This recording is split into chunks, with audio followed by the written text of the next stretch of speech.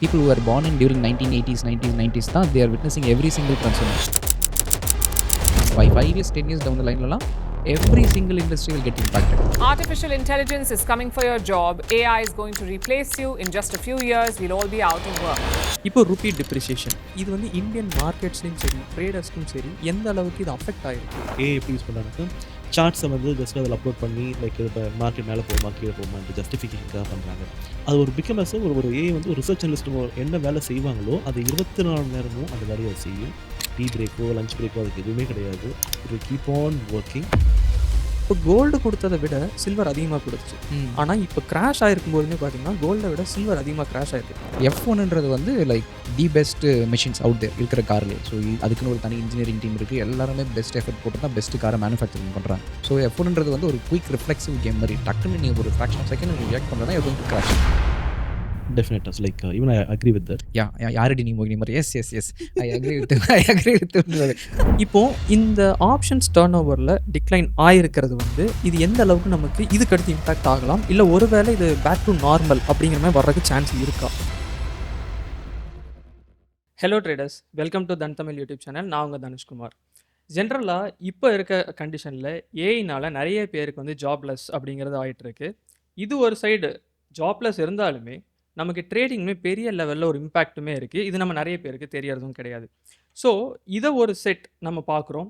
இது கூடயே இன்னொரு சைடில் நம்ம பார்க்கும்போது கரண்ட் மார்க்கெட் ட்ரெண்ட்ஸ்லையுமே நிறைய அப்டேட்ஸ் இருக்குது. இப்போது ரீசெண்டாக பார்த்தீங்கன்னா ஆப்ஷன்ஸ் வால்யூமில் டர்ன் ஓவர் வந்து ரொம்பவுமே டிக்ளைன் ஆகிருக்கு. ஸோ தட் வந்து இது எல்லாமே இன்றைக்கி இன்டெப்த்தாக அனலைஸ் பண்ணி டீகோட் பண்ணுறதுக்கு தான் நம்மளோட ஆல்மோஸ்ட் வந்து 17+ இயர்ஸ் எக்ஸ்பீரியன்ஸ் இருக்கிற ட்ரேடர்ஸ் வந்து ஜாயின் பண்ணியிருக்காங்க. ஃபர்ஸ்ட் ஆஃப் ஆல் நம்ம அவங்கள வந்து வெல்கம் பண்ணிடலாம். Sir welcome sir. Welcome to Dhan Tamil. Kirubakaran sir and Dharanidharan sir, thank you so much for your time sir. Thank you Dhanush, thank you for having us. So ஜென்ரலாக சார், இப்போ நம்ம வந்து ட்ரேடிங் வந்து ஃபஸ்ட்டு எப்படி ஸ்டார்ட் பண்ணியிருந்தாங்க அப்படின்னா, மக்கள் வந்து ரிங்கில் இருப்பாங்க, அதில் வந்து அந்த ட்ரேடிங் வந்து நடந்துச்சு. அதுக்கப்புறம் வந்து பார்த்திங்கன்னா கம்ப்யூட்டரைஸ்ட் ஆச்சு. அதுக்கப்புறம் கால் அண்ட் ட்ரேட் போச்சு. தென் வந்து நம்ம லேப்டாப்பில் பண்ண ஆரம்பித்தோம். ஆஃப்டர் தட் என்ன மொபைல்லே இன்றைக்கி நம்ம வந்து பண்ணிகிட்ருக்கோம். இப்போ வந்து ஏஐ அப்படிங்கிறது வந்து வந்திருக்கு. இப்போது இந்த ஏஐ வந்து நெக்ஸ்ட்டு ஒரு 5 to 10 இயர்ஸ், ஏன்னா நீங்கள் பேசும்போதெல்லாம் கூட சொல்லியிருந்தீங்க இதுதான் ஸ்டார்டிங் ஸ்டேஜ் ஏஐயில், அப்போ இதுலேயே நீங்கள் இப்போமே வந்து உள்ளே வரணும் அப்படிங்கிறத நீங்கள் 2 பேருமே சொல்லியிருந்தீங்க. அப்போது நெக்ஸ்ட்டு 5 to 10 இயர்ஸில் இந்த ஏஐ வந்து நம்ம ட்ரேட் பண்ணுற விதத்தை எந்த அளவுக்கு சேஞ்ச் பண்ணுறதுக்கு பாசிபிலிட்டி இருக்குது? சரி தனுஷ், நீங்கள் சொல்கிற மாதிரி ஏஐ வந்து it is just starting stage. ஏன் ஸ்பெசிஃபிக்காக சொல்கிறோன்னா, ஃபஸ்ட்டு நம்ம அடுத்த 5 வருஷம் 10 வருஷம் எப்படி இருக்கும்னு தெரிஞ்சுக்கணுன்னா முதல்ல இதுக்கு முன்னாடி எப்படி இருந்தது அப்படின்றத தெரிஞ்சுக்கணும். முதல் எலக்ட்ரிசிட்டின்னு ஒன்று வந்துச்சு இல்லையா? அந்த டைமில் ஃபஸ்ட்டு எலக்ட்ரிசிட்டின்னு வந்தபோது it is a industrial revolution. அது முன்னாடி வரைக்கும் எலக்ட்ரிசிட்டி வரும்போது people var totally against it. ஏன்னா இது வந்துருச்சுன்னா ஒரு கிணத்துலேருந்து தண்ணி எடுத்து ஊற்றுறவங்களோட வேலை போயிடும், ஒவ்வொருத்தரோட மேனுவல் எஃபர்ட்டோட வேலை போயிடும்ன்றது அப்பத்துலேருந்தே இருக்குது. இப்போ ஏஐ வரும்போது வேலை போயிடுச்சுன்றாங்க இல்லையா? எலக்ட்ரிசிட்டி வரும்போதும் அப்படி தான் இருந்தது. ஏன்னா முதல் வாட்டி இது வந்துருச்சுன்னா இந்த மேனுவல் எஃபர்ட்டில் பண்ணுற லேபர் போயிடும், மிஷின் வந்துருச்சு. இன்ஃபேக்ட் அந்த டைமில் வந்து பெரிய கிரைசிஸ் நடந்தது. நீங்கள் உங்கள் ஹிஸ்ட்ரியில் எடுத்து பார்த்தீங்கன்னா தெரியும். ஃபஸ்ட் டைம் நிறைய விஷயம் ஸ்பெசிஃபிக்லி ஆன் டெக்ஸ்டைல் இண்டஸ்ட்ரி நிறைய மேனுவல் பேஸ்ட் எஃபர்ட். அந்த இடத்துல தான் முதல் மிஷின் வந்தது. அந்த இடத்துல தான் முதல் லே ஆஃப் நடந்தது. பட் லே ஆஃப் நடந்த அடுத்த ஒரு ஃபியூ இயர்ஸில் பார்த்தீங்கன்னா அவங்களோட எஃபர்ட் இன்னும் பெட்டராக பண்ணுறதுக்கு என்ன ஆயிடுச்சு, அவங்களே அதே இண்டஸ்ட்ரீஸை ஹையர் பண்ணி இதுதான் மிஷின், இந்த மிஷின் இப்படி ஆப்ரேட் பண்ணினா இதுக்கு முன்னாடி நான் ஒரு டன்னுக்கு என்னால் ட்ரெஸ்ஸு அவுட்புட் எடுக்க முடியும்னா இப்போ என்னால் 10 டன்னுக்கு எடுக்க முடியும். ஆனால் உங்கள் எஃபர்ட் தேவைப்படுது, ஏன்னா நீ மேனுவலாக பண்ணாத, இந்த மிஷினை எப்படி கண்ட்ரோல் பண்ணணும்னு கற்றுக்குன்னு சொல்லி கற்றுக் கொடுக்க ஆரம்பித்தாங்க. அதே தான் with respect to first time Ford வந்து அவங்களோட வெஹிக்கிள் வரும்போது நிறைய பேர் எங்கே பயந்தாங்கன்னா, இந்த குதிரை ஓட்டுறவங்க இருக்காங்க இல்லையா? இதுக்கப்புறமா என்னோட தொழிலே போயிடுச்சு, என் பரம்பரையாக என் வேலையே குதிரை ஓட்டுறது மட்டும்தான். ஏன்னா அப்போல்லாம் பரம்பரையாக ஒரே தொழில் தான் செய்வாங்க. அவங்க அப்பா சொல்லிக் கொடுப்பாரு. ஏன்னா அந்த டைமில் அவ்வளோ எஜுகேஷன் கிடையாது இல்லையா? ஸோ பரம்பரையாக ஒரே விஷயம் செய்யும் போது சடனாக நீ கார் கொண்டு வந்துட்டா எங்கள் தொழிலே போயிடும் அப்படின்னும்போது எவென்ச்சுவலி என்னாச்சு, இப்போ யார் குதிரை வண்டியில் போகிறான்? மேபி கல்யாணத்துக்கு ஒரு குதிரை வண்டியில் கொண்டு போனால் உண்டு.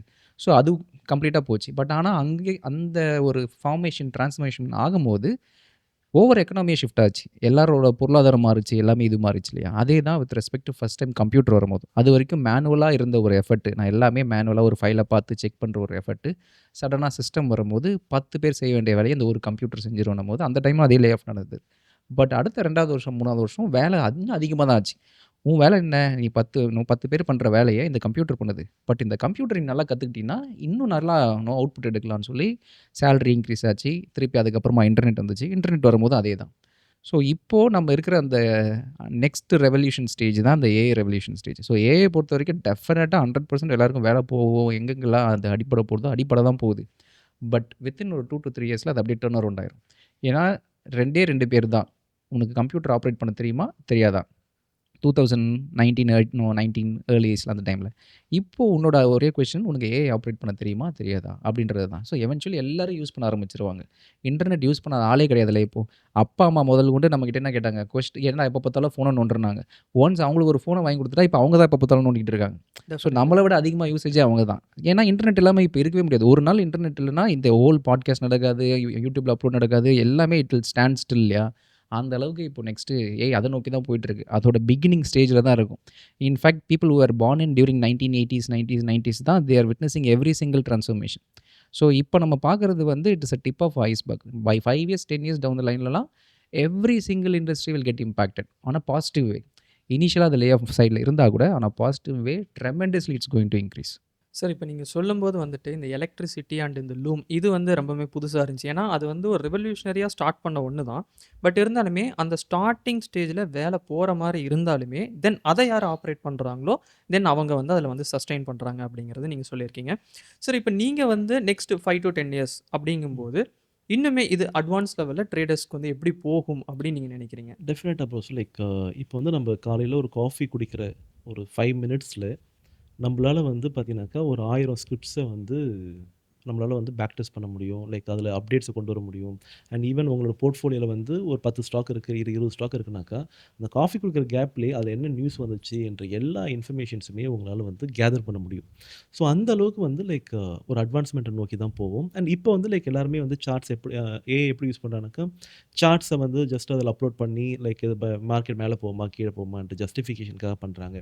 பட் ஆனால் கோயிங் ஃபார்வர்டு இது எப்படி மாறும்னாக்கா அது ஒரு பிகம் அஸ் ஒரு ஏஐ வந்து ஒரு ரிசர்ச் அனலிஸ்ட் என்ன வேலை செய்வாங்களோ அது 24 மணி நேரமும் அந்த வேலையை அது செய்யும்.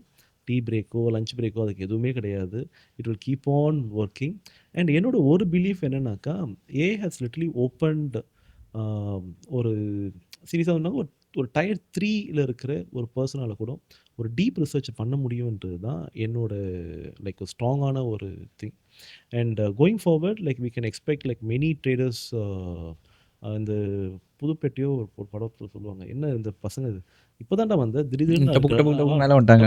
மேலே வந்துட்டாங்கன்ற மாதிரி நீங்கள் ஒன்றும் ஒரு 5 to 10 இயர்ஸில் பாருங்கள் எவ்வளோ பெரிய பெரிய சேஞ்சஸ் நடக்க போகுது. அண்ட் டெஃபினட்டாக வந்து லைக் நாங்களாம் எங்கே இருப்போம்னு தெரில. யார் ஏஐ வந்து ஒன்றும் அப்கிரேட் பண்ணி சீக்கிரமாக வேகமாக மேலே வராங்களோ they will definitely shine to the core bro. Sure sir. இப்போ நீங்கள் 2 பேரும் சொன்னதை வச்சு எனக்கு என்ன தோணுது அப்படின்னா, இது வந்து ட்ரேடர்ஸை கம்ப்ளீட்டாக ஹியூமன் ட்ரேடர்ஸை வந்து கம்ப்ளீட்டாக ரீப்ளேஸ் பண்ணாது. பட் அந்த ட்ரேடர்ஸ்க்கு ஒரு அசிஸ்டன்ட் மாதிரி எவ்ரி சிங்கிள் டே இப்போ சார் சொன்ன மாதிரி நீங்கள் சொன்ன மாதிரி வந்து அடாப்ட் பண்ணுறதுக்கு எனக்கு அது கொஞ்சம் கஷ்டமாக இருந்தாலும் நான் இப்போ அடாப்ட் பண்ணிட்டேன் அப்படின்னா அது எனக்காக வேலை செய்யும். அப்போது ஒரு ஒரு ட்ரேடர் இதுக்கு அடுத்து இப்போ ஜென்ரலாக வந்து இப்போ நான் ட்ரேட் பண்ணணும்னா பேசிக்கான திங்ஸே என்னென்னா எனக்கு வந்து ஒரு ட்ரேடிங் அக்கௌண்ட் இருக்கணும். அதில் தான் நான் ட்ரேடே பண்ண முடியும். அப்படின்னா தான் நான் அந்த ட்ரேடிங் ஸ்டார்ட் பண்ண முடியும். லைக் வைஸ் இதுக்கு அடுத்து கோயிங் ஃபார்வர்ட் எல்லாமே வந்து அது இந்த ட்ரேடிங்காக இந்த ஏஐ வந்து ஒரு அசிஸ்டன்ட் மாதிரி நமக்கு இருக்குமா?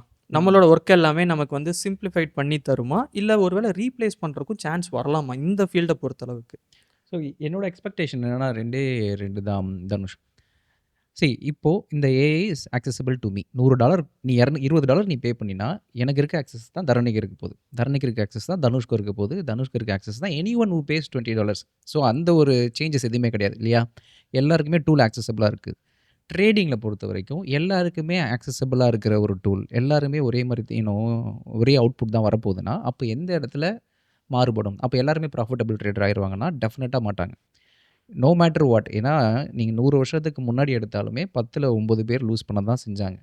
கம்ப்யூட்டர் ஃபஸ்ட் டைம் வரும்போது 10ல் 9 பேர் லூஸ் பண்ண தான் செஞ்சாங்க. இன்டர்நெட் வரும்போது 10ல் 9 பேர் லூஸ் பண்ண தான் செஞ்சாங்க. ஏஐ வரும்போது that is going to be the same thing. So where it will differentiate அப்படின்னா இப்போ இருக்கிற டெக்னாலஜியில் the one who is able to ask clearly எனக்கு என்ன வேணுன்றதை ஒருத்தன் கரெக்டாக கேட்க தெரிஞ்சதுன்னா அவனுக்கு கிடைக்க வேண்டியது கிடச்சிரும். ஸோ இங்கே மெயின் பிரச்சனையே அதுதான். அவனுக்கு வந்து ஒரு ஒரு விஷயம் நடக்கல. இதுதான் எனக்கு நடக்கல அப்படின்றத கிளியராக எக்ஸ்பிளைன் பண்ணி this is my problem, give me a solution ஒருத்தரால் கிளியராக கேட்க முடிஞ்சதுன்னா ஸ்பெசிஃபிக்லி இன் ட்ரேடிங்கில் டெஃபினட்டாக he will get what he wants. So என்னோட மெயின் இஷ்யூ என்னவா இருந்தது, ஸோ நான் ஒரு 18 வருஷமாக ட்ரேட் பண்ணுறேன். 2008லேருந்து ட்ரேட் பண்ணுறேன். 2008லேருந்து 2014 வரைக்கும் அஸ் அ ட்ரேடராக என்ன ஒர்க் ஆகும்னு கண்டுபிடிக்கிறதுக்கே எனக்கு ஒரு 6 வருஷம் ஆயிடுச்சு. ஏன்னா you have to try, work out ஆகலையா, இன்னொன்று you have to try something else, இது ஒர்க் அவுட் ஆகலையா அப்படின்ற மாதிரி R&D நீங்கள் பண்ணிகிட்டே இருப்பீங்க. ஏன்னா அந்த டைமில் வந்து ஏபிஐ கிடையாது, ஏஐ கிடையாது, இன்டர்நெட் ஆக்சஸ் ரொம்ப கம்மி. ஸோ எல்லாமே you have to put in your own effort. But இப்போ அதே 6 வருஷத்துக்கான அந்த லேர்னிங் ஃபேஸு மேபி ஒரு 6 மாதம் இல்லை 3 மாதத்துலேயே நீங்கள் பண்ணிடலாம். ஏன்னா அதே விஷயம் தான். But now you have to ask the questions. So நான் அப்போ கேட்டதே தான் இப்பயும் கேட்க போகிறேன். ஓகே, இது என்கிட்ட இந்த ஒரு ஐடியா இருக்குது, இந்த ஐடியாவை நான் வேலிடேட் பண்ணுறதுக்கு நான் என்ன பண்ணணும்? டேரெக்டாக போயிட்டு நான் கிளாடில் கொஸ்டின் கேட்கலாம். ஓகே, நான் லாஸ்ட் 200 டே மூவிங் அவரேஜ்க்கு மேலே நான் போனால் வாங்குறேன், கீழே விற்றுனா விற்கிறேன் அப்படின்றது ஒரு ஐடியா. இதுக்கு முன்னாடி இந்த ஐடியாவை நான் வேலிடேட் பண்ணணும்னா ஒரு டேட்டா வேணும், சார்ட்டிங் சாஃப்ட்வேர் வேணும், இதெல்லாம் போட்டு பண்ணணும். இப்போ எதுவுமே தேவையில்ல. அப்படியே டேரெக்டாக போய் நீங்கள் ஏஐ கிட்ட கேட்டிங்கன்னா, சாட் ஜிபிடிக்கோ கிளாடில் கேட்டிங்கன்னா, அதுவே it will fetch data from Yahoo finance, அதுவே it will write the code, அதுவே that is going to give you the result. So 6 மாதம் எனக்கு தேவைப்பட்ட ஒரு விஷயம் இங்கே 6 செகண்டில் நடக்குது. ஆனால் இங்கே யாருக்கு பெனிஃபிட்டாக இருக்கும்னா, கிளியராக எனக்கு கேட்க தெரியணும். ஸோ எனக்கு கொஸ்டினே கேட்க தெரியலனா obviously it's not going to be helpful. So யாருக்கு இது ரொம்பவே ஹெல்ப்ஃபுல்லாக இருக்கும்னா, மார்க்கெட்டு உண்மையிலே அவனுக்கு தெரிஞ்சிருக்கு, அதை வேலிடேட் பண்ணுறதுக்கு இது ஒரு டூலாக பார்க்கணுமே தவிர டேரெக்டாக ஏஐ கிட்ட போயிட்டு எனக்கு ஸ்ட்ராட்டஜி கொடுன்னா அது ஒர்க் அவுட் ஆகாது. Definitely. So like even I agree with that. யாரடி நீ மோகினி மாதிரி. Yes I agree with I agree with. So என்னன்னா ப்ரோ இதில் ஒரு விஷயம் நான் ஆட் பண்ணணுன்னாக்கா, ரீப்ளேஸ்மெண்ட் பண்ணுமான்னு கேட்டீங்கன்னாக்கா, எனக்கு தெரிஞ்சு ரீப்ளேஸ் பண்ணுறதுக்கான வாய்ப்புகள் இருக்குது. பட் நான் அதை எப்படி பார்ப்பேனாக்கா, யாருக்கு வந்து ஏஐ ரிலேட்டடாக அவங்க கொஸ்டின் கேட்டு ஆன்சர் கண்டுபிடிச்சி ட்ரேட் பண்ணுறாங்களோ, they will replace the person who is not having the knowledge of AI trading. So அது வந்து ஒரு விதத்தில் பாசிபிலிட்டி வந்து இருக்குது. அண்ட் இது கூட வந்து ப்ரோ சொன்ன மாதிரி லைக் ஆஸ் லைக் ஒரு கரெக்டான கொஸ்டினை கேட்குறவங்க வந்து லைக் கொஸ்டின் கூட கரெக்டாக கேட்டாங்க கூட வச்சுப்போமே, ஆனால் அதை வச்சு அந்த டிசிஷன் எடுக்கிறாங்க பார்த்தீங்களா, அந்த முடிவு தான் இங்கே வந்து ரொம்ப ரொம்ப இம்பார்ட்டண்ட்டானது. ஸோ லைக் இப்போ நீங்கள் வந்து நம்மளோட ஏஐ ட்ரேடிங் வந்து நம்ம என்ன பண்ணலாம்னாக்கா, ஜஸ்ட் லைக் தட் வந்து ஒரு நம்ம கூகுள் மேப்ஸ் மாதிரி எடுத்துக்கலாம். ஸோ இது என்ன பண்ணாக்கா, it will give you direction. Okay, so இப்படி இப்படி போகலாம்ப்பா சொல்லிட்டு பாஸ் டேட்டா வச்சு டைரக்ஷன் கொடுக்கலாம். பட் ஆனால் வந்து என்னோடய பெர்ஸ்பெக்டிவில் வந்து நீங்கள் வண்டியை வந்து அது வந்து உங்கள் கையிலேருந்து வாங்கி அதுவே வண்டி ஓட்டிகிட்டு போகும்போது ஆக்சிடென்ட் பண்ணுது, இல்லை ஏதாவது பிரச்சனை கொண்டு போய் மாட்டி விடுதுனாக்கா, அதுக்கு கண்டிப்பாக அது பொறுப்பேற்றுக்காது. அதில் நடக்கிற லாஸஸ், அதில் நடக்கிற எல்லா விஷயத்துக்குமே நீங்கள் ஒரு ஆள் தான் பொறுப்பு. அப்போ டிசிஷன் ஃபுல்லாகவே உங்கள் கையில் தான் இருக்குது.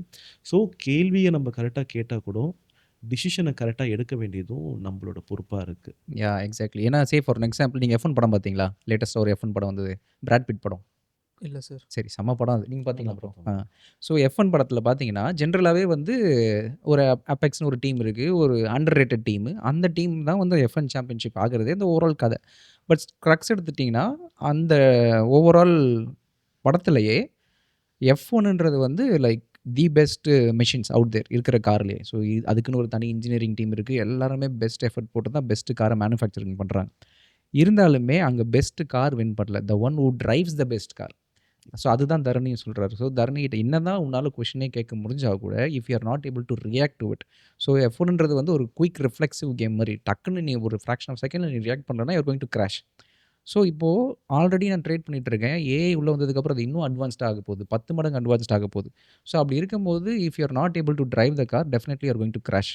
ஸோ ஏஐ பற்றி எனக்கு நல்லா தெரியும், எல்லாமே பண்ண போகிறேன். But if I am not able to control my emotions, if I am not able to control my ட்ராட், அந்த ஒரு விஷயம் கண்டிப்பாக இருக்க தான் போகுது.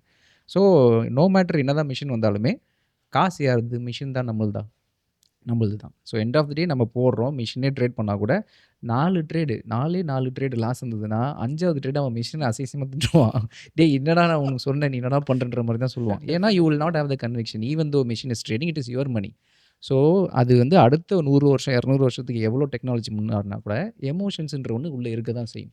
அதனால தான் மற்ற எல்லா ஃபீல்டை விட ஏஐ பொறுத்த வரைக்கும் ட்ரேடிங் ஃபீல்டில் it will not replace the humans totally as long as your money is involved. Sure sir. நான் ஏன் இந்த ரீப்ளேஸ் பக்கம் வந்தேன் அப்படின்னா, இப்போ ஜென்ரலாக வந்து எல்லா ஃபீல்டுலையுமே இந்த ரீப்ளேஸ் அப்படிங்கிறது வரும்போது ஒரு வேளை ட்ரேடிங்லேயும் வந்துடலாமோ அப்படின்னு பார்க்கும்போது நீங்க சொல்றது தான். இப்ப நம்மளோட ஓன் மனிய வந்து நம்ம உள்ள கொண்டு போறோம். So that back to back ஒரு 7 டேஸோ இல்ல ஒரு 5 டேஸோ நமக்கு லாஸ் நமக்கு வருது அப்படின்னா, டெஃபினட்டா அந்த மெஷின வந்து நம்ம ஸ்டாப் பண்ண தான் செய்வோம். அந்த ஏஐ வந்து ஈவன் நமக்கு எவ்வளோ தான் இன்சைட்ஸ் குடுத்தாலுமே, நம்ம அத ஸ்டாப் பண்ணிருவோம். ம். ஓகே. அப்போ இது ரீப்ளேஸ் பண்ணாதுன்னு நீங்க நீங்க சொல்றத வச்சு பார்க்கும்போது எனக்கு தெரிஞ்சிருச்சு. ம். அதுக்கான ஃபேக்ட்ஸும் நீங்க சொல்லிட்டீங்க. ஆனா, இப்போ ரீட்டெயில் ட்ரேடர் இப்ப நீங்க சொல்லும்போது என்ன சொன்னீங்கன்னா, $20 எல்லாருக்குமே ஈக்குவல். ம். நீங்க வந்துட்டு ஆக்சஸ் பண்ண முடியும். இப்போ ஒரு ரீட்டெயில் லெவல்ல இப்ப நீங்களுமே ட்ரேடிங் ஸ்டார்ட் பண்ணும்போது பார்த்தீங்கன்னா, ஒரு ஸ்டாக் அனலைஸ் பண்றதுக்கு ரொம்ப டைம் எடுத்திருப்பீங்க. அதே மாரி வந்துட்டு ரிசர்ச் பண்றதுக்குமே ரொம்ப டைம் எடுத்திருப்பீங்க. ஃபண்டமெண்டலா நீங்க ரிசர்ச் பண்றதுக்குமே. இப்போ நீங்க வந்து ஆல்கோ ட்ரேடிங் பண்ணாலுமே, இதுலயுமே இந்த ஏஐ வர்றதுக்கு முன்னாடி ஒரு இது இருக்கும். ஏஐ வந்ததுக்கப்புறம் உங்க 2 பேத்துக்கிட்ட ஒரு பெரிய டிரான்சிஷன் வந்து இருக்கும். கண்டிப்பா. அப்போ நான் என்னோட இது என்னன்னா, ஒரு ரீட்டெயில் லெவல்ல நான் எப்படி யூஸ் பண்ணலாம்? இதுக்கு அடுத்து நான் பண்ண ஆரம்பிக்கணும். ஏன்னா, இதுதான் ஸ்டார்ட்டிங் ஸ்டேஜ்ன்னு சொல்ட்டீங்க. அப்போ ஒரு ஸ்க்ரீனிங்கா இருக்கட்டும், இல்ல ஒரு பேக் டெஸ்டிங்கா இருக்கட்டும், இல்ல ஒரு ரிசர்ச்சா இருக்கட்டும், நான் எப்படி யூஸ் பண்ணலாம்? இதுக்கு என்னென்ன ஏஐஸ் இருக்கு? இது எப்படி நான் வந்து ஸ்டார்ட் பண்ண முடியும்? சூ இப்போ. Super question. இதுக்கு பெஸ்ட் ஆன்சர் வந்து தரணி தான். ஏன்னா ரீசென்ட்டா தான் அவர் ஏஐக்குள்ள குதிச்சாரு. ஸோ, அந்த குதிக்கிறதுக்கு முன்னாடி இருந்த அவரோட மனநிலை எப்படி இருந்தது? குதிச்சதுக்கு அப்புறமா அவரோட மனநிலை எப்படி இருக்குன்னு அவரு சொன்னா தான் கரெக்ட்டா இருக்கும். நீங்களே சொல்லுங்க.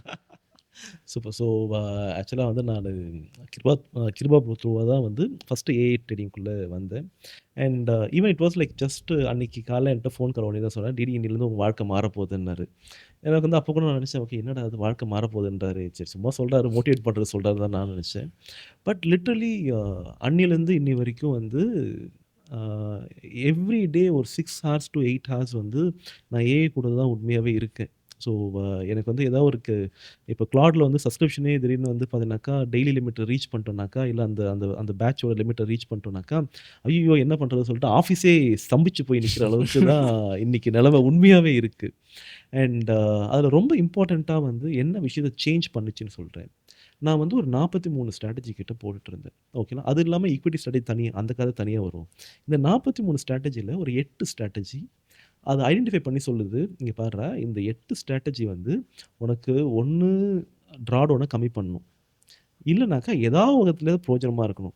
இந்த 8மே உனக்கு எதுலயுமே பிரயோஜனம் கிடையாது. அப்புறம் எதுக்கு அத உன் போர்ட்ஃபோலியோல வச்சுட்டு இருக்க? தூக்கு சொல்ட்டு like it literally gave me a decision. But அந்த டிசிஷன நான் வந்து உடனே என்னால அக்செப்ட் பண்ண முடியல. ஈவன் நான் போயிட்டு அப்புறம் திரும்பி போயிட்டு மத்த பிளாட்ஃபார்ம்ஸ் எல்லாத்தையும் செக் பண்ணிட்டு பார்க்கும்போது, அது சொன்ன decision was literally true. And உண்மையா வந்து பார்த்தீங்கன்னாக்கா, அதோட நின்னுச்சா? இல்ல. அதுக்கப்புறம் அது அடுத்த விதமான ஒரு அபரிதமான ஒரு இதுக்குள்ள போச்சு. என்னன்னாக்கா, லைக் நான் அத வச்சு ஒரு போர்ட்ஃபோலியோ மேனேஜர் கிரியேட் பண்ணி, எனக்கு இந்த 15,00,000க்கு குடுத்து, இதுல நீ வந்து போர்ட்ஃபோலியோ கிரியேட் பண்ண சொன்னோனே, அது என்ன பண்ணுச்சு, கடகடன்னு போர்ட்ஃபோலியோ கிரியேட் பண்ணிட்டு, அந்த ஸ்டாக்ஸோட இந்த இந்த லாட்டுக்கு இந்த ஸ்ட்ராட்டஜிக்கு இவ்வளோ லாட் போடு. இந்த ஸ்ட்ராட்டஜிக்கு இவ்வளோ லாட் போடு சொல்ட்டு, அத டிஃபைன் பண்ணுச்சு.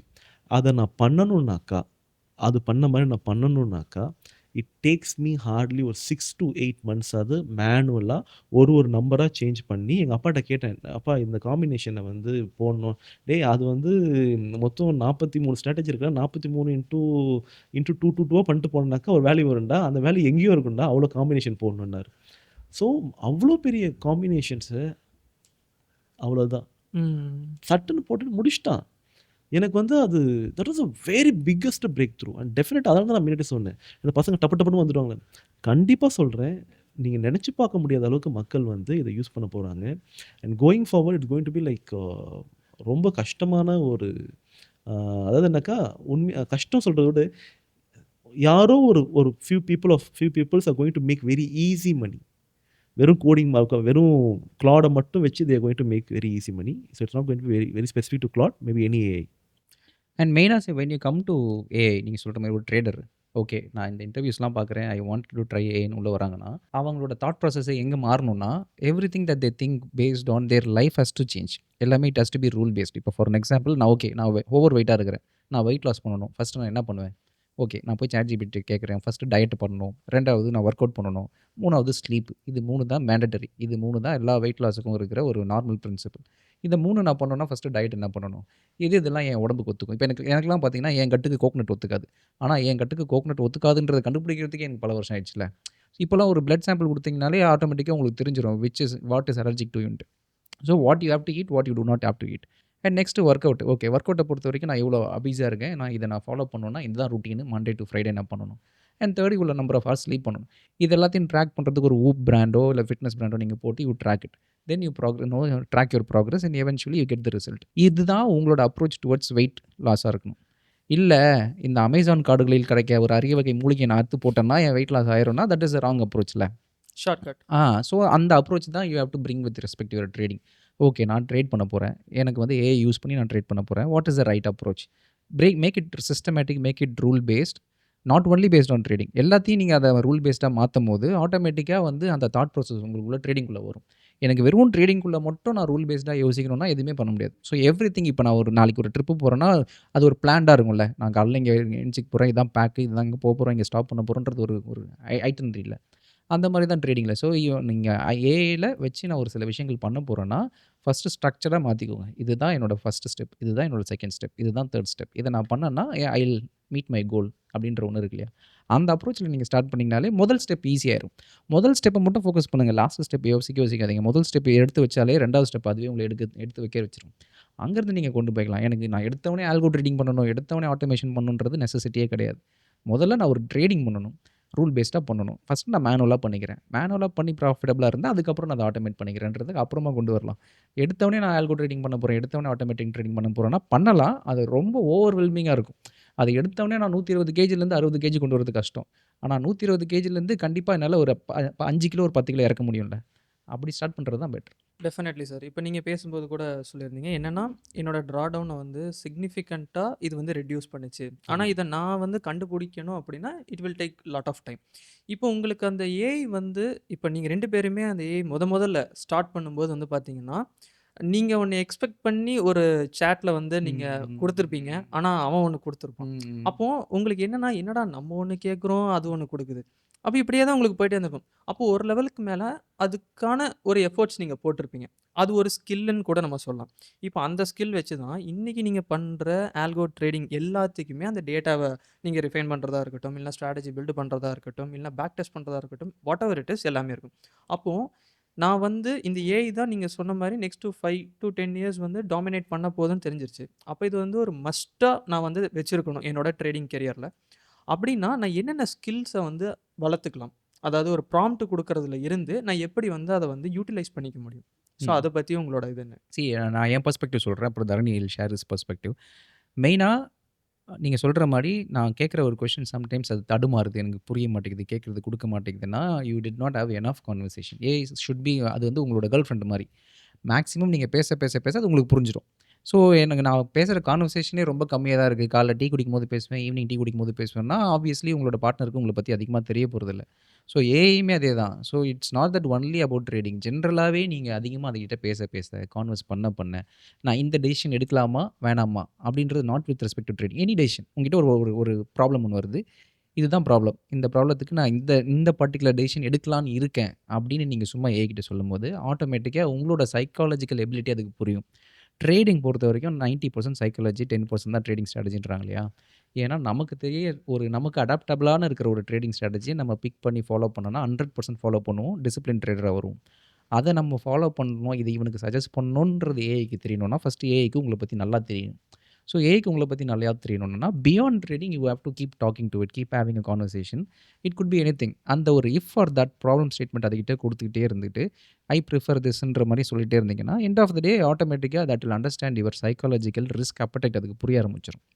அதுக்கப்புறம் நெக்ஸ்ட் டைம் நீங்கள் ட்ரேடிங் ரிலேட்டடான என்ன கொஸ்டின் கேட்டாலும் இவனுக்கு இதுதான் கரெக்டு, அது வந்து அதே கொஸ்டின் நான் கேட்டால் எனக்கு வேறு மாதிரி கொடுக்கலாம், ஆனால் இவனுக்கு இதுதான் கரெக்டுன்னு அதுக்கு தெரியணும்னா you should have more conversation with it.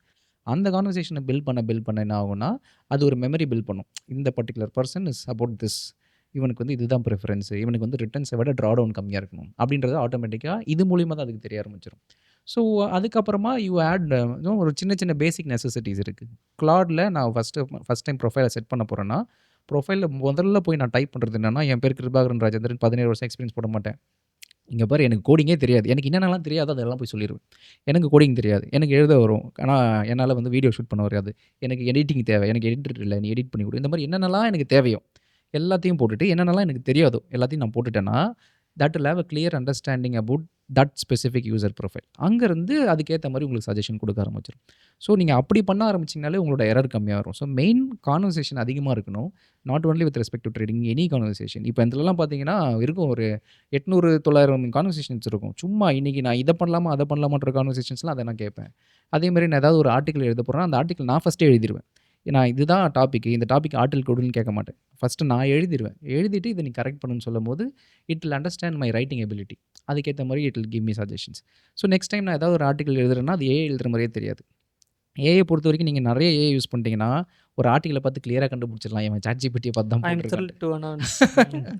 அதே மாதிரி போட்டு ரெஸ்பான்ஸ் எப்படி பண்ணுவான்னா பேஸ்ட் திஸ் அப்படின்னு சொல்லி ChatGPT கொடுக்கும் இல்லையா, அதோடு சேர்த்து தான் பேஸ்ட் பண்ணுவான். கீழே படித்து பார்த்தா எல்லா கான்வர்சேஷனும் எழுதி கடைசியில் paste this he will like it அப்படின்னு அதுவே சொல்லுவோம். அதையும் சேர்த்தே பேஸ்ட் பண்ணியிருப்பான். ஸோ ஓவராலாக வந்து first thing have a higher more number of conversation. Second thing whatever you do not know அதை கிளியராக சொல்லிடுறது பெட்டர். அப்படி சொன்னீங்கன்னா உங்களுக்கான எரர் ரேட் கம்மியாகும். அப்போ நீங்கள் சொல்கிறபடி பார்க்கும்போது நான் பேக் டு பேக் அது கூட சாட் பண்ணிகிட்டே இருக்கும்போது எக்ஸாக்ட்லி. தென் வந்து அது என்னை பற்றி அண்டர்ஸ்டாண்ட் பண்ணிக்கும். ஈவன் இப்போ நான் பர்டிகுலராக ட்ரேடிங் ரிலேட்டடாக பார்க்கும்போது இப்போ ஒரு ஸ்டாக்ஸ் பற்றியோ இல்லை வந்து ஆப்ஷன்ஸ் ட்ரேடிங் பற்றியோ நான் பேக் டு பேக் என்னோட ரிஸ்க் மேனேஜ்மெண்ட் பற்றி அது கூட டிஸ்கஸ் பண்ணும்போது தென் அது வந்து என்னை பற்றி ஒரு மெமரி பில்ட் பண்ணும். ஸோ அதுக்கேற்ற ரெஸ்பான்ஸ் வந்து எனக்கு இருக்கும் அப்படிங்க நீங்கள் சொல்கிறீங்க. ஸோ தட் த ஸ்கில் அப்படிங்கிறது நம்ம ஜஸ்ட்டு சேட் தான். சேட் எந்த அளவுக்கு நம்ம பண்ணுறோமோ அந்த அளவுக்கு அது நம்மளை பற்றி புரிஞ்சு தென் வந்து நமக்கு கொடுக்கும். சார் உங்களோட இது வந்து எந்த மாதிரி இருக்குது? லைக் கிருபாஸ் ப்ரோ சொன்னதை விட நான் ப்ராக்டிக்கலாக எனக்கு நடந்த ஒரு எக்ஸ்பீரியன்ஸை நான் உங்களுக்கு ஷேர் பண்ணுறேன். ஸோ ஃபஸ்ட்டு வந்து பார்த்தீங்கன்னாக்கா நான் போயிட்டு ஒரு கேள்வி கேட்டேன், ஒரு ஸ்ட்ராட்டஜி போடுன்னேன். அது வந்து ஹாலுசினேட், அதுவே ஒரு ஹாலுசினேஷனுக்குள்ளே போயிட்டு நமக்கு வந்து தேவையில்லாத பதில் அவ்வளோ பதில் கொடுத்துச்சு. அண்ட் அதுக்கப்புறம் நான் புரிஞ்சுக்கிட்டேன், ஓகே அப்போ நமக்கு தான் கொஸ்டின் கேட்க தெரியல சொல்லிட்டு புரிஞ்சுக்கிட்டு முதல்ல நான் பண்ண பேக் டெஸ்ட்டோட ஸ்ட்ராட்டஜிஸ் அந்த கண்டிஷன்ஸ்லாம் இருக்கும் பார்த்தீங்களா, எந்த டேட்லேருந்து இவ்வளோ டேட் பண்ணேன், இதான் என்னோட கண்டிஷன்ஸு, இந்த கண்டிஷன்ஸை வச்சு நீ வந்து இந்த கண்டிஷன்ஸை படிச்சுக்கோ. நான் அதுக்கிட்ட எதுவுமே சொல்லல, இந்த கண்டிஷனை படிச்சு வச்சுக்கோ சொல்லிட்டு ஒன்று ஒன்றா ஃபீட் பண்ண அந்த 43 ஸ்ட்ராட்டஜி முன்னாடி சொன்னேன் பார்த்தீங்களா, அந்த 43மே அதுக்கு ஃபீட் பண்ணிட்டேன். ஃபீட் பண்ணிவிட்டு இன்றைக்கி வந்து ஓகே நீ போயிட்டு இந்த கோடிங் எழுது, இப்போ நான் எல்லாத்தையும் படிச்சுட்டேன், எனக்கு வந்து ஸ்ட்ராட்டஜி க்ரியேட் பண்ணி கொடு சொல்லிட்டு சொன்னேன். அண்ட் அது என்ன பண்ணுச்சு, ஸ்ட்ராட்டஜி க்ரியேட் பண்ணி கொடுத்துச்சு. நான் எடுத்துன்னு போயிட்டு அப்படியே ஆப்ஷன்ஸில் போட்டேன், வேலை செய்யலை. ஆனால் அதனோட கண்டிஷன் படி அது வேலை செஞ்சுருக்கு. அப்புறம் நான் என்ன பண்ணேன், அதை எடுத்துகிட்டு வந்து திரும்ப அதே பேக் டெஸ்டிங் டூலில் நான் வந்து என்ன பண்ணேன்னாக்கா ஓகே ஃபியூச்சர்ஸில் வச்சு போட்டேன். அப்போ ஃபியூச்சர்ஸில் வச்சு போடும்போது எனக்கு வந்து அது ரிசல்ட்ஸ் வந்து கரெக்டாக வந்துச்சு. அது என்ன ரிசல்ட் கொடுத்தோ அதே ரிசல்ட் தான் எனக்கு இங்கேயே வந்துச்சு. பட் ஆனால் இதில் ஒரே ஒரு ப்ராப்ளம் மட்டும்தான் வந்து நான் ஃபேஸ் பண்ணேன்னாக்கா ஆப்ஷன்ஸில் வேலை செய்யலை. ஃபியூச்சரில் வேலை செய்கிற ஒரு ஸ்ட்ராட்டஜி ஆப்ஷன்ஸில் வேலை செய்யலைன்ற பட்சத்தில் அப்போ நான் திரும்ப என்ன பண்ணேன், ரெண்டுத்தையும் டவுன்லோட் பண்ணேன். இந்த டேட்டா வச்சுக்கோ, இதில் ஃபியூச்சர்ஸில் இப்படி வேலை செய்யுது, இதில் இப்படி வேலை செய்யுது சொன்னோன்னே அப்போ வந்து முக்கியமான பிரச்சனை என்னன்னாக்கா, நீ முன்னாடி கொடுத்த எல்லா ஸ்ட்ராட்டஜிக்குமே ப்ராஃபிட் ஃபேக்டர் வந்து 5க்கு மேலே இருந்தது. ஸோ இது வந்து one of the very important breakthrough. Profit factor 5க்கு மேலே இருந்தால் தான், ஐ மீன் ஃபியூச்சர்ஸில் இருந்தால் தான் அது ஆப்ஷன்ஸில் வேலை செய்யும். ஸோ இதை வந்து உண்மையாகவே இத்தனை வருஷமாக நான் ஆப்ஷன் ட்ரேடிங் பண்ணி நான் கண்டுபிடிச்சது என்னன்னாக்கா, நம்ம தெரிஞ்சோ தெரியாமலோ கரெக்டாக பண்ணிகிட்டு இருக்கோண்டா என்ற அந்த ஒரு ஃபீல் தான் வந்து இருந்துச்சு. அதுக்கு பின்னாடி இந்த வேல்யூவை அது ஈஸியாக கொண்டு வந்து கொடுத்துச்சு. So that's something like very important, like every one need to understand. Sure sir. இப்போது நம்ம இது வந்து ஏஐ வந்து ஒரு ட்ரெண்டாகவே இருந்தாலுமே இப்போ கரண்ட் மார்க்கெட் ட்ரெண்ட்ஸ் நம்ம உள்ளே வர்றோம் அப்படிங்கும்போது இப்போ ருப்பி டிப்ரிசியேஷன், இந்த ருப்பி டிப்ரிசியேஷன் அப்படிங்கிறது இன்றைக்கி நீங்கள் பார்த்துருந்தீங்கன்னா ஆல்மோஸ்ட் உங்கள் எல்லாருக்குமே தெரிஞ்சது தான். அப்போது இது இந்த அளவுக்கு டிப்ரிஷியேட் ஆகிருக்கு. ஆனால் இது வந்து ஜென்ரலாக பார்க்குறவங்களுக்கு என்ன தோணுன்னா ஜஸ்ட் ஓகே டிப்ரிஷியேட் ஆகிருக்கு அப்படிங்கிறது மட்டும்தான் மக்களுக்கு வந்து புரியும்.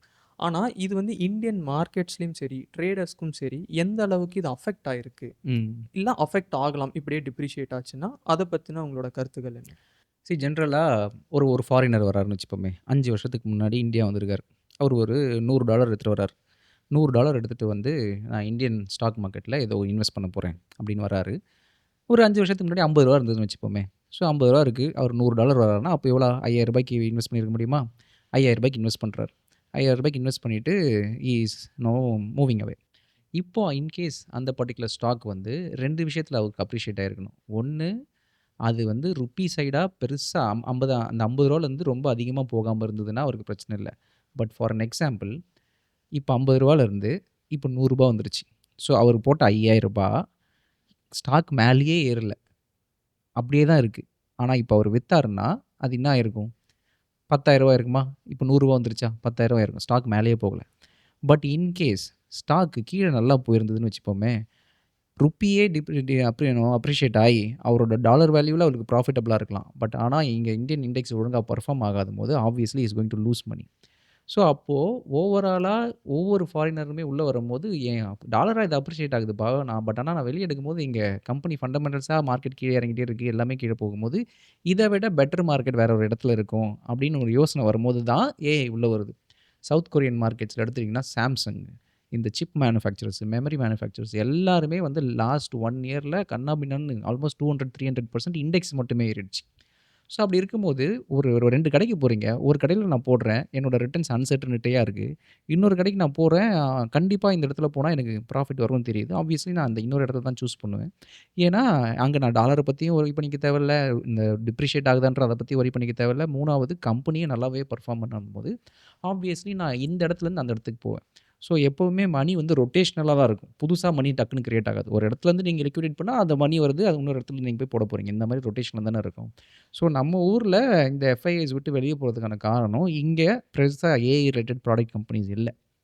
South Korean markets, US markets அந்த மாதிரி இருக்கும்போது ஆப்வியஸ்லி தே ப்ரிஃபர் அந்த அடிஷ்னல் இன்டர்நேஷ்னல் மார்க்கெட்ஸ். அதனால தான் இங்கே எக்ஸிட் பண்ணிவிட்டு அங்கே போகிறாங்க. இங்கே எக்ஸிட் பண்ணுறதுனால எஃப்ஐஐ செல் பண்ணிட்டாங்கன்றாங்க. இந்த எஃப்ஐஐ 10-15 வருஷத்துக்கு முன்னாடி செல் பண்ணியிருந்தாங்கன்னா நம்ம 30-40% கரெக்ஷனில் இருந்திருப்போம். பட் இப்போல்லாம் ஒரு மாதத்துக்கே 30 லட்சம் கோடி கிட்ட எஸ்ஐபியாகவே வருது. ஸோ டிஏஐஸை அவங்க ஃபுல்லாகவே they're able to observe it. Okay நீ விற்கிறியா, பிரச்சனை இல்லை, நான் வாங்கிக்கிறேன்றதுனால நம்ம இன்னும் பெருசாக கரெக்ஷன் பார்க்காம இருக்கிறதுக்கான ஒரே ரீசன் அதுதான். ஸோ இந்த ஓவரால் இந்த ருப்பி டிப்ரிசியேஷன் இந்த ஓவரால் விஷயத்தை வந்து ஃபாரினர் சைடில் பார்க்கும்போது they find better opportunity elsewhere. அதனால் they are moving out. So move out ஆகும்போது obviously they will sell it. So அந்த ருப்பீஸை செல் பண்ணி டாலர் எடுக்கும் போது அந்த ருப்பி வீக்கன் ஆகுது. Sure sir. ஏன்னா இப்போ அவங்க வந்து நீங்கள் சொல்கிற மாதிரி ஒரு எக்ஸாம்பிளுக்கு சொன்ன மாதிரி இப்போ அன்னைக்கு வந்து ஒரு டாலர் ஒரு 50 அப்படின்னா இன்னைக்கு வந்து அவங்க அதை டாலராக கன்வெர்ட் பண்ணணும் அப்படின்னா 90 ருபீஸில் கொடுக்கணும், 95 ருபீஸில் கொடுக்கணும். அப்போ என்னன்னா இன்கேஸ் அந்த ஸ்டாக் நல்லா அப்ரிஷியேட் ஆயிருந்தாலும் கூட நம்ம ருப்பீஸ்னால வந்துட்டு மேபி அவங்களுக்கு அதனால கரெக்ட். இஷ்யூ வரலாம் அப்படிங்கிற மாதிரி நீங்கள் சொல்லிட்டீங்க. அண்ட் தென் அதனால் பெட்டர் ஆப்பர்ச்சுனிட்டி ஏஐ ரிலேட்டடாக அதர் கண்ட்ரீஸில் இருக்கிறதுனால போகிறாங்க அப்படிங்கிற மாதிரி நீங்கள் சொல்கிறீங்க. பட் நீங்கள் இதை எப்படி சார் பார்க்குறீங்க? ப்ரோ லைக் எல்லா கம்பெனிஸ்க்குமே இது வந்து ஒரு நெகட்டிவ் இம்பேக்ட் கிடையாது, டு பி வெரி ஹானஸ்ட். ஏன்னாக்கா இப்போ சில கம்பெனிஸ் வந்து பார்த்தீங்கன்னாக்கா நிறைய இம்போர்ட் பண்ணுவாங்க.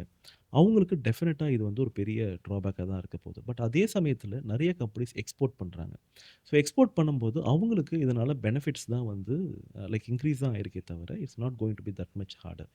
So it's going to be like win like சில பேருக்கு என்னதான் ஒரு கஷ்டமான சுச்சுவேஷன் இருந்தாலுமே இன்னொரு கம்பெனிக்கு it's going to be quite good தான்.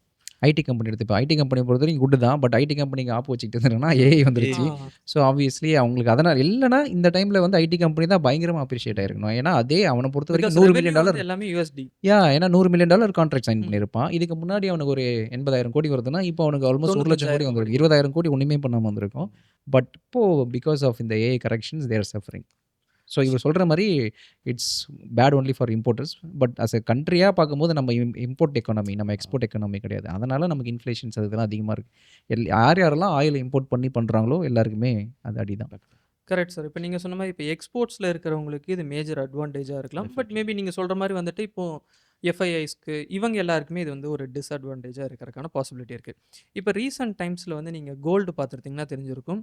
அதாவது கோல்டு வந்து இந்த அளவுக்கு மூவ் ஆகுமா அப்படிங்கிற அளவுக்கு மூவ் ஆச்சு. அதே மாதிரி வந்துட்டு சாரோட ஒரு வீடியோவில் கூட நான் பார்த்துருந்தேன். இந்த மாதிரி வந்து லாஸ்ட் 1 இயரில் யாரெல்லாம் கோல்டில் வந்து போட்டிருந்தாங்களோ அவங்களாம் ரொம்ப பெரிய ரிட்டர்ன்ஸ் பார்த்துருக்காங்க. ஸோ அதனால் பேக் டு பேக் அதில் வந்து போட்டுக்கிட்டே வராங்க. இப்போ கோல்டு இந்த இவ்வளோ பீக் இவ்வளோ போயிருக்கு. இப்போது இதில் முன்னாடி போட்டவங்க எடுத்து பார்த்தீங்கன்னா ரொம்ப கம்மியாக தான் இருப்பாங்க. அந்த பீக் அடிச்சதுக்கு அடுத்து தான் உள்ளே வந்திருப்பாங்க. ஏன்னா அப்போ தான் வந்து அந்த கோல்டு சில்வர் இவ்வளோ போயிடுச்சுன்னு தெரியும் போது அவங்க என்ன பண்ணுறாங்க, எல்லாம் உள்ளே வராங்க. ஆனால் இப்போ கோல்டு கொடுத்ததை விட சில்வர் அதிகமாக கொடுத்துச்சு. ஆனால் இப்போ கிராஷ் ஆகிருக்கும் போதுமே பார்த்தீங்கன்னா கோல்டை விட சில்வர் அதிகமாக கிராஷ் ஆகிருக்கு. இப்போது ஜென்ரலாக இதுக்கு அடுத்து ஏன்னா கோல்டு இந்த மாதிரி மூவ்மெண்ட் ஆகி நீங்களுமே இதான் ஃபஸ்ட் டைம் பார்த்துருப்பீங்கன்னு நான் நினைக்கிறேன். ஏன்னா ரொம்ப வருஷம் கழிச்சு தான் இந்த மாதிரி ஒரு மூவ்மெண்ட் வந்திருக்கு நமக்கு. அப்போது இதுக்கடுத்து கோல்டில் வந்து ஒருத்தங்க இன்வெஸ்டிங்காக போகிறாங்களோ இல்லை நிறைய பேர் எஸ்ஐபிஸில் போகிறாங்களோ அவங்க வந்து எந்த மாதிரி வந்து இதுக்கடுத்து கோல்டோட ட்ரெண்டை வந்து பார்க்கலாம். இதுக்கு பின்னாடி இருக்க ரீசன் என்ன? சரி, அவ்வளோ மேக்ரோ எக்கனாமிக் விஷயம்லாம் ஆன்சர் பண்ணுற அளவுக்கு எனக்கு பெருசெல்லாம் தெரியாது. எல்லாமே எனக்கு டெக்னிக்கல் பெர்ஸ்பெக்டிவில் தான் தெரியும். ஸோ என்னோட டெக்னிக்கல் பெர்ஸ்பெக்டிவில் நான் சொல்கிறேன். ஸோ ஜென்ரலாக பார்த்தீங்கன்னா 1970s கோல்டோட சார்ட் நம்ம இந்தியாவில் பொறுத்த வரைக்கும் பார்த்தீங்கன்னா 2000 to 2025 வரைக்கும் தான் நிறைய பேருக்கு தெரியும். அதுவும் 2004-5லேருந்து 2012 வரைக்கும் எனக்கு நல்ல ஞாபகம் இருக்குது. என் கல்யாண டைமில் தான் வந்து கோல்டு பயங்கரமாக ஏறிச்சு. சார் அப்போ ஒரு கண்ணாபின்னான்னு கிராம் ஏறிச்சு. எவ்வளோ சார்? அப்போ 3500 ஓகே. இப்போ எவ்வளோங்க? 11,000 சம்திங். இப்போ 13,000 13,000 22 3500 வந்து பீக்கு. சரிங்களா? 3500 பீக் ஆயிடுச்சு. நான் உட்காந்துட்டு எல்லா டெக்னிக்கல் அனாலிசிஸ் போடுறேன் என் கல்யாணத்துக்கு முன்னாடி. 2 இந்த மைண்ட், 3 இந்த ஃபிங்கர். ஆஹா 3500 இருந்தது. அதுக்கு முன்னாடி வெறும் 1000 சம்திங் தான் இருந்தது. கண்டிப்பாக கோல்டு கிராஷ் ஆக போகுது. உங்கள் வீட்டில் கோல்டு போடணும், அதுக்கு பதில் கேஷாக கொடுத்துட சொல்லு அப்படின்லாம் வேறு பேசிகிட்டு இருந்தோம். அதெல்லாம் அவங்க ஏதோ பண்ணுறாங்க, ஃப்ரீயாக விட்றேன்னு சொல்லிட்டா. அந்த டைமில் தான் வந்து நான் தலைவர் ட்ரேடிங்குள்ளேயும் வரேன். நான் வந்து எடுத்தா தலைக்கீழாக தான் குதிப்பேன்னு சொல்லி ப்ராஃபிட் வந்ததுக்கு அப்புறமா என்ன பண்ணுவோம், டைரெக்டாக பேங்க்கில் போயிட்டு பர்சனல் லோன் கொடுங்க. நான் 1 லட்சம் வச்சு பண்ணி ப்ராஃபிட் பயங்கரமாக இருக்குது. 5 லட்சம் வச்சு பண்ணால் ப்ராஃபிட் இன்னும் செம்மையாக வரும்னு சொல்லி 5 lakhs பர்சனல் லோன் எடுத்து, அது இல்லாமல் கல்யாணத்துக்கும் பர்சனல் லோன்லாம் எடுத்து ஓடிட்டு இருக்கு. கரெக்டாக நான் எதிர்பார்த்த மாதிரி கோல்டு வந்து கொஞ்சம் கொஞ்சமாக கீழே இறங்குது. கோல்டு இப்போ கீழே இறங்குது. ட்ரேடிங்கில் வேறு பர்சனல் லோனு, ட்ரேடிங்லேயும் ஒரு சைடு ட்ராடவுனில் போகுது, கோல்டும் ஒரு சைடு ட்ராடவுனில் போகுது. அதுக்கப்புறமா என் போட்ட டெக்னிக்கல் அனாலிசிஸ் படி என்ன சொல்லிச்சுன்னா, கோல்டு 2500 கிட்ட வந்துடும் அப்படின்னு சொல்லிச்சு. அதே மாதிரி வந்துருச்சு. அதுக்கப்புறம் நான் என்ன பண்ணியிருக்கணும், கோல்டு அன்றைக்கி தான் 2012ஓட சார்ட் எடுத்து பார்த்தீங்கன்னா, 12-13 சார்ட் எடுத்து பார்த்தீங்கன்னா தெரியும். அது வரைக்கும் கோல்டு பெருசாக கிராஷ் ஆனதே இல்லை. கடையெல்லாம் பார்த்தா செம கூட்டம், கோல்டு அவ்வளோ பேர் வாங்குறானுங்க. நான் எல்லா கோல்டு எடுத்துன்னு போய் ஒரு கடையில் டி நகரில் ஒருத்தனுக்கு ஃபோன் பண்ணி, ஜஸ்ட் டேயில் ஃபோன் பண்ணி, எப்பா இதுக்கு மேலே நல்ல பர்சனல் லோன் இஎம்ஐ கட்ட முடியாது, இந்த கோல்டு நீ வச்சுக்கன்னு சொல்லி 2500க்கோ 2600க்கோ நான் எல்லா கோல்டும் விற்றுட்டேன். அதாவது கிராஷ் ஆனப்போ. கிராஷ் ஆனப்போ. ஏன்னா அதுக்கப்புறம் என் டெக்னிக்கல் அனாலிசிஸ் சொல்லுது இன்னும் கீழே போகணும். இது வரைக்கும் லோவஸ்ட் ப்ரைஸ். இனிமேல் தான் டிப்பே இருக்கு. இனிமேல் தான் டிப்பே இருக்குடா அப்படின்ற மாதிரி நான் போய் எல்லாத்தையும் விற்றுட்டு நான் போய் என்னோட பர்சனல் லோனை க்ளோஸ் பண்ணிட்டேன். ஏன்னா மேஜர் ரீசன் வந்து 2. ஒன்று வந்து என்னால் Chart. பர்சனல் லோனை வச்சு ட்ரேட் பண்ண முடியாது அப்படின்றது தெரிஞ்சிருச்சு. அது பெரிய சைக்காலஜிக்கல் ப்ரெஷரு. 2வது என்னோட நம்ம analysis. ட்ரேடரா என் அனாலிசிஸ் சொல்லுதுல பாரு, இதுக்கப்புறம் கீழே தான் போகணும். அதுக்கப்புறம் கோல்டு கீழே போகல. நான் வித்தன்ல, அதுதான் bottom. அதுதான் பாட்டம். அந்த பாட்டம் மணிக்கு தான் நான் வித்துருக்கிறேன். ஸோ என்னதான் தலைக்கீழே நின்று தண்ணி குடித்தாலும் எது பாட்டம் எது டாப்னுலாம் யாருக்குமே தெரியாது. ஸோ அந்த டைமில் இருந்த அறிவும் சரி, இப்போயே நான் உட்காந்து ஏதாவது போட்டேன்னா அதே மாதிரி தான் நடக்கும். So that is totally narrative driven ஒரு விஷயம் ரன் ஆகுறதுனால இதனால தான் மேலே போகுது, அதனால தான் மேலே போகுதுன்னு சொல்ல முடியாது. Based on your own risk appetite. இப்போ என்னால் இவ்வளோ ரிஸ்க் எடுக்க முடியும்னா அதுக்கேற்ற மாதிரி நான் அலோகேட் பண்ணிக்கிட்டு போயிட போகிறேன். ஒரே ஒரு விஷயம் இதுக்கப்புறம் என்ன மாறிடுச்சுன்னா, வால்டிலிட்டி மாறிடுச்சு. கோல்டுன்ற ஒன்று பெருசாக கிராஷ் ஆகாது, பெருசாக இறங்காது அப்படின்னு ஒரு தாட் இருக்கு இல்லையா, அது வந்து இதுக்கு போக போக போக இல்லை, கோல்டும் கொஞ்சம் அதிகமாகவே கிராஷ் ஆகிறதுக்கு வாய்ப்பு இருக்குது. 10% 15% மட்டும் இறங்காது. டிஃபால்ட்டாக பார்த்தீங்கன்னா 2016லேயே ஒரு 30% கிராஷ் ஆச்சு. 1975ல் டியூரிங் நெக்ஸான் டைமில் யூஎஸ் மார்க்கெட்ஸோட கோல்டு ப்ரைஸ் இருக்கு இல்லையா, பவுண்ட்ஸில் இதில் இருக்கும், ஆன்ஸா ஓசின்னு சொல்லுவாங்க, என்ன சொல்லுவாங்க, அவுன்ஸ். அந்த ப்ரைஸ் நீங்கள் எடுத்து பார்த்தீங்கன்னா 60-70%லாம் கிராஷ் ஆகிருக்கு அந்த டைமில். ஸோ அவ்வளோ பெரிய கிராஷ்லாம் நடந்திருக்கு கோல்டில். நம்ம just we have not witnessed it. So கோல்டோட வால்டிலிட்டி இதுக்கப்புறமா அதிகமாகும். ஏன்னா நிறைய பேர் உள்ளே வந்ததுக்கப்புறமா அது ஸ்பெக்குலேட்டிவ் இன்வெஸ்ட்மெண்ட் வரைக்கும் ஆகிடுச்சு. இதுக்கு முன்னாடி வெறும் நான் ஜிஆர்டியில் சீட்டு போடுவேன், கோல்டு வாங்கி வைப்பேன். இப்போ எல்லாருமே கோல்டு பீஸில் வந்துட்டாங்கல்ல, கோல்டு ஃபியூச்சர்ஸில் வந்துட்டாங்கல்ல, ETFs அந்த மாதிரி. இடிஎஃப்ஸில் வந்துட்டாங்களா, அதனால இதுக்கு முன்னாடி இருந்ததோட வால்டிலிட்டி அதிகமாக இருக்கும். ஸோ அந்த ஒரு ரிஸ்க் இருக்குது. So if someone is going to trade with gold or invest with gold, அந்த வால்டிலிட்டியை they have to keep in mind. இது 10% மட்டும் இறங்காது, இது 30% கூட இறங்க வாய்ப்பு இருக்குது. அப்போ இறங்குச்சுன்னா எனக்கு ஓகேவா, ஓகேனா இன்வெஸ்ட் பண்ணு, இல்லைனா ஸ்டே அவே. இப்போ நம்ம நெக்ஸ்ட் வந்து இப்போ கோல்டு அண்ட் கரன்சி இந்த 2 பற்றியுமே நம்ம டிஸ்கஸ் பண்ணியிருந்தோம். ஸோ உங்களோட இன்புட்ஸ் வந்து நீங்கள் வந்து டீட்டெயில்டாக கொடுத்துருந்தீங்க. ஆனால் நம்ம இன்னைக்கு ரொம்ப முக்கியமான ஒரு விஷயம் என்ன அப்படின்னு பார்த்தோம்னா, ஆப்ஷன்ஸ் டர்ன் ஓவரில் வந்து டிக்ளைன் வந்து ஆயிருக்கு அப்படிங்கிறது வந்து நீங்கள் டீட்டெயில்டாக வந்துட்டு ஒரு ஆர்டிக்கலே கொடுத்துருந்தீங்க. இப்போ இந்த ஆப்ஷன்ஸ் டர்ன் ஓவரில் டிக்ளைன் ஆயிருக்கிறது வந்து இது எந்த அளவுக்கு நமக்கு இதுக்கு அடுத்து இம்பேக்ட் ஆகலாம், இல்லை ஒருவேளை இது பேக் டு நார்மல் அப்படிங்கிற மாதிரி வர்றதுக்கு சான்ஸ் இருக்கா? 100% இல்லை என் பெர்ஸ்பெக்டிவில். நான் 2024 லாஸ்ட் எப்போ வீக்லி எக்ஸ்பைரி ரிமூவ் பண்ணாங்களோ தட் வாஸ் அ லாஸ்ட், அதுதான் பீக். அதுக்கப்புறமா வந்து இது வரைக்கும் அந்த டேர்ன் ஓவர் இன்னும் கிராஸே பண்ணல. என்எஸ்சியோட பல்ஸ் ரிப்போர்ட் எடுத்து பார்த்தீங்கன்னா மாதம் எவ்வளோ டேர்ன் ஓவர் நடந்துகிட்டு இருக்குது ஆப்ஷன்ஸில், ஃபியூச்சர்ஸ்லேருந்து கிளியராக பப்ளிஷ் பண்ணுவாங்க. 2004 நவம்பர் டிசம்பருக்கு அப்புறமா அந்த பீக் ஃபர்தராக இன்னும் போகவே இல்லை.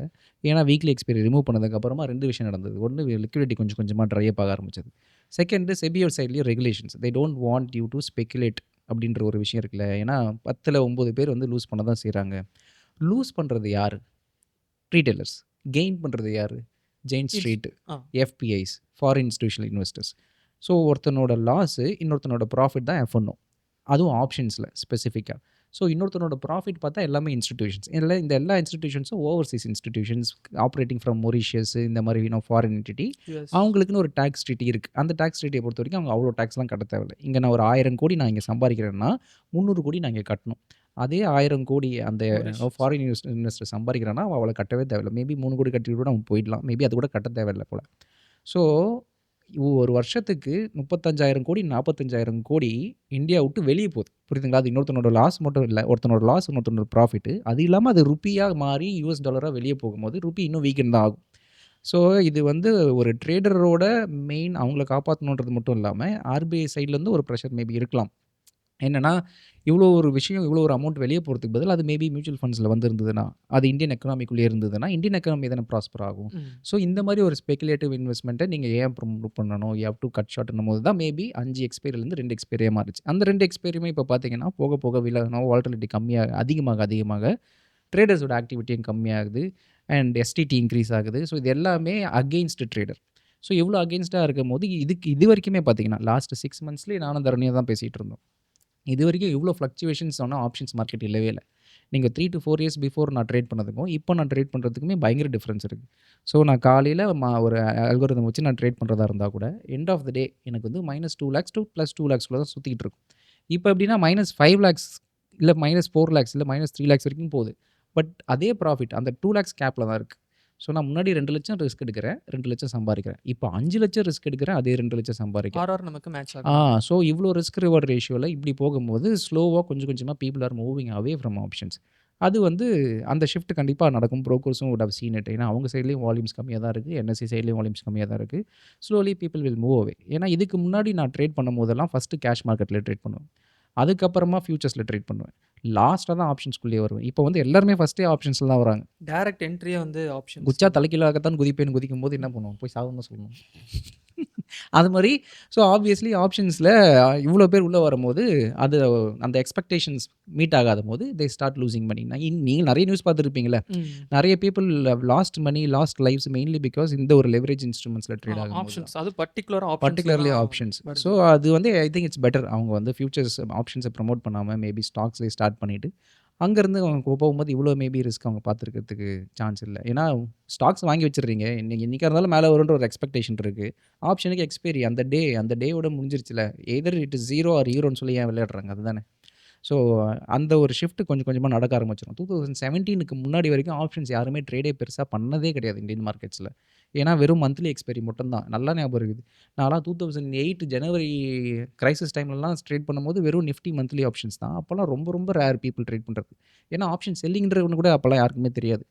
ஸோ 2017, 18, 19 அந்த பீரியடில் தான் ஆப்ஷன் பற்றி நிறைய பேர் உள்ளே வராங்க. எக்ஸாக்ட்லி அந்த டைமில் கோவிட் வருது. கோவிட் வந்ததுக்கப்புறமா நிறைய இன்ஃப்ளூயன்சஸ் வர ஆரம்பிச்சிட்டாங்க. ஸோ ட்ரேடிங் நீங்கள் யூடியூப் ஓப்பன் பண்ணாலே every one will start teaching you about options first.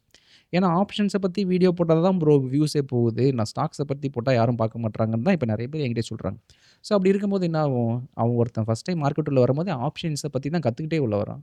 So அதனால தான் they are losing more. So அந்த ஒரு ரெஸ்ட்ரிக்ஷன்ஸ் இப்போ வர ஆரம்பிச்சதுக்கப்புறம் கொஞ்சமாக அதை டிக்ளைன் ஆகிட்டு again will get back to ப்ரீ-2017 era ஸ்டாக்ஸ் தான் இனிமேல் மூவ் ஆகலாம். அப்போ இந்த டர்ன் ஓவர் அதனால தான் எம்டிஎஃப் அதிகமாகுது. இப்போ நீங்கள் எம்டிஎஃப் எடுத்து பாருங்களேன், புக் சைஸ் எம்டிஎஃபோட புக் சைஸ் இப்போ அதிகமாகுது. நிறைய பேர் டேக்கிங் எம்டிஎஃப் பேஸ் பொசிஷன் மோர் தென் 1 lakh crore சம்திங். இப்போ நான் 20,000 ரூபாய், ஏன்னா நான் F1 பண்ணணும்னா 3 லட்சம் வேணும். பட் எம்டிஎஃப் பண்ணணும்னா நான் 10,000 வச்சிருக்கிறேன், 5 மடங்கு ப்ரோக்கர் தரான், நான் 1 லட்சம் வச்சு ட்ரேட் பண்ணிக்கிறேன். அந்த எம்டிஎஃப்க்கான இன்ட்ரெஸ்ட் ரேட் 15%. நான் 1 வருஷம் வச்சுக்க போல, நான் 4 நாள் வச்சுக்கிறேன். அந்த 4 நாளுக்கு பெரிய சார்ஜ் இல்லையே, நான் மேனேஜ் அது பண்ணிக்கிறேன். இன்ட்ரெஸ்ட்மே ஃப்ளெக்சிபிளாக தான் நமக்கு இருக்கு. அதனால அந்த ஷிஃப்ட் வந்து எம்டிஎஃப்க்கு வர ஆரம்பிச்சிடும். Sure sir. சார் இப்போ நீங்கள் இதை எப்படி பார்க்குறீங்க?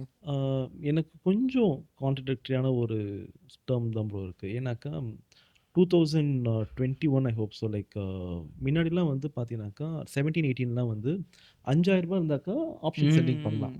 ஆமாம். ஸோ அந்த 5,000 ரூபாய் இருக்கும்போது ஆப்ஷன் செல்லிங் பண்ண மெம்பர்ஸ் இருக்காங்க.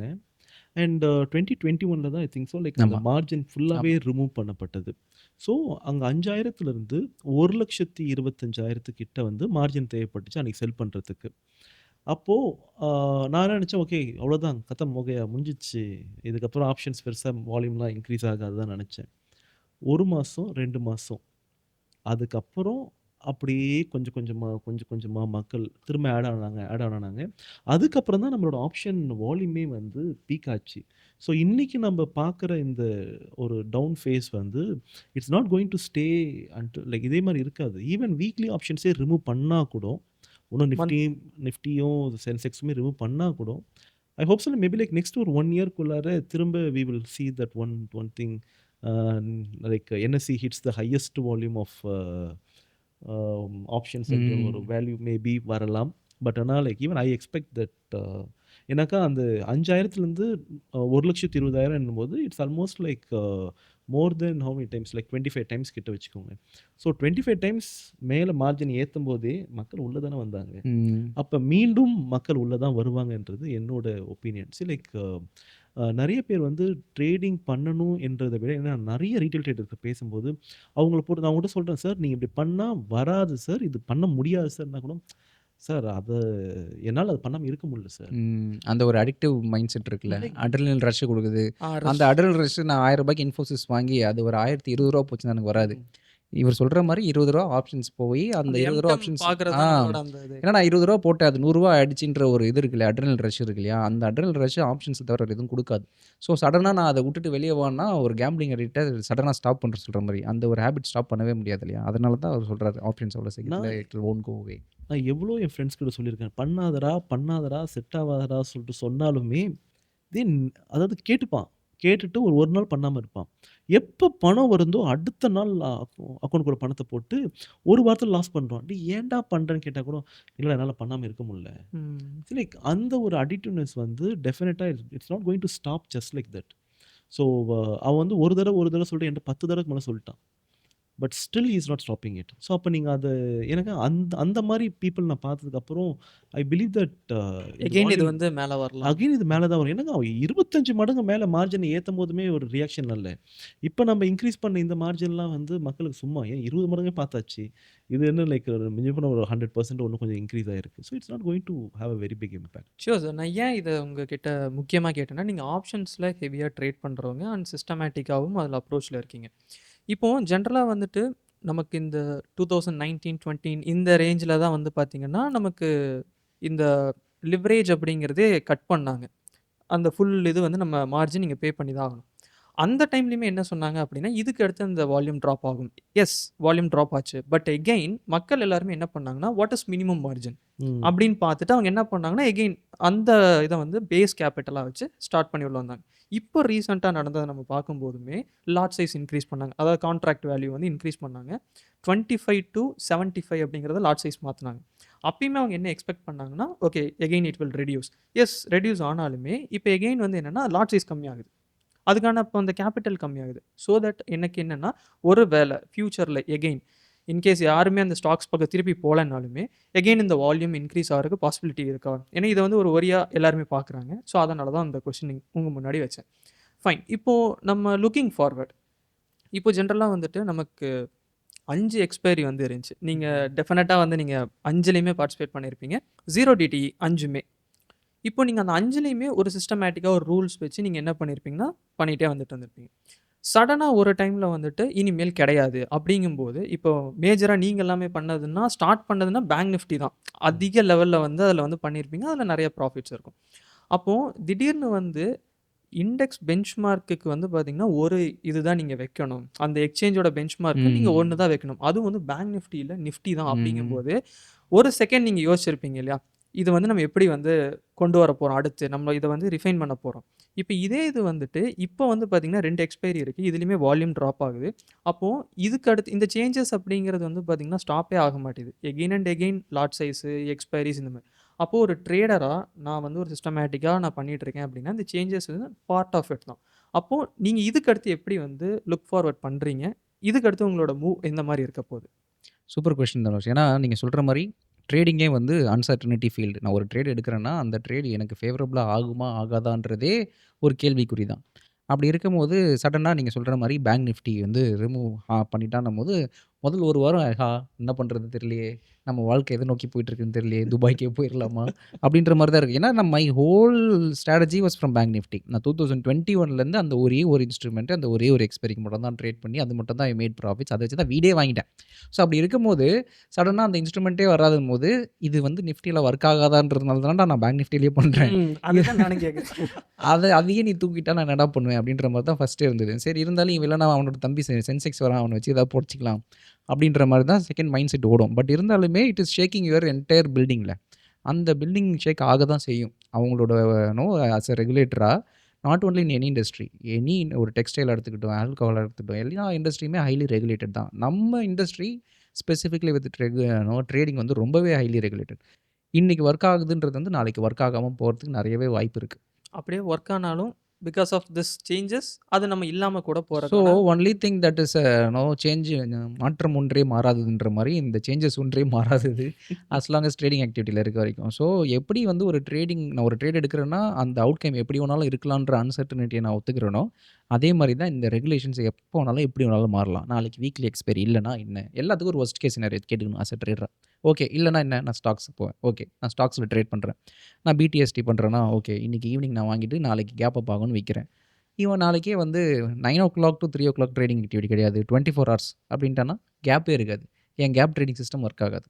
ஸோ இந்த மாதிரி எல்லா ஒஸ்ட் கேஸ் சினாரியும் நீங்கள் எடுத்து வச்சுக்கணும். இங்கே ஒரு இடத்துலேருந்து இன்னொரு இடத்துக்கு போயிட்டு அப்பாடா அப்படின்னு உட்காரவே முடியாது. ட்ரேடிங்கில் பொறுத்த வரைக்கும் உட்காரும்போது கரெக்டாக ஒரு சேஞ்ச் ட்ரேடிங் நான் நல்லா பார்த்துட்டு 18 வருஷத்தில் அப்பாடா நான் இன்னி வரைக்கும் நான் உட்காந்ததே கிடையாது. அப்பா சம்பாரிச்சிட்டோம், இதுக்கு நெக்ஸ்ட் என்ன போய் ஹவாயில் ஒரு வீடு வாங்கி ஸ்டே பண்ணலாம்னா வாய்ப்பே இல்லை. நீங்கள் ட்ரேடிங் பண்ணுறீங்கன்னா கடைசி வரைக்கும் உங்களை வந்து பீதியிலேயே வச்சுட்டு இருப்பாங்களே, அந்த இண்டஸ்ட்ரி தான் இந்த இண்டஸ்ட்ரி. ஸோ அப்படி இருக்கும்போது யூ ஹேவ் டு அக்செப்ட். அதுதான் வந்து இதில் இருக்கிற ஒரு மிகப்பெரிய ட்ராபேக். வந்து நான் ட்ரேடிங்கில் கூட எப்படியா இருந்தாலும் ஓகேப்பா நான் பொழைச்சிப்பேன், 18 வருஷத்தில் ஏதாவது இவ்வளோ பண்ணியிருக்கல ஏதாவது தெரியும்.